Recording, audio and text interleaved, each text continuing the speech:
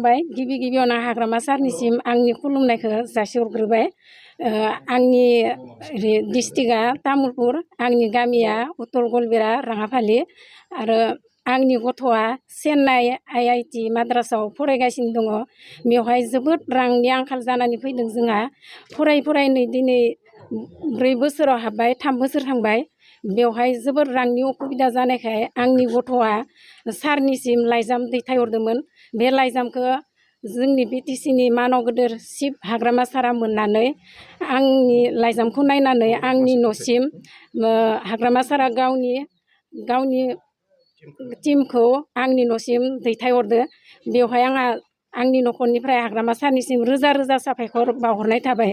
जाहाथे इयुनाव जोंफोरबायदि निखावरि हालादनि मानसिखौ सारा इयुनावबो फरायनायाव बेफोरबायदिनो अनसुंथाइ बावहरबाय थागोन होननानै आं आसा खालामबाय आरो आं हाग्रामा सारखौ इयुनसिम रोजा रोजा साबायखर बावहरबाय थागोन बिदिनो गोजोन्थों हाइ स्कुला माबा पाइनाराव बरमा पाइनाराव फरायदोंमोन बर' बिजोंजोंनो बेखिनियानो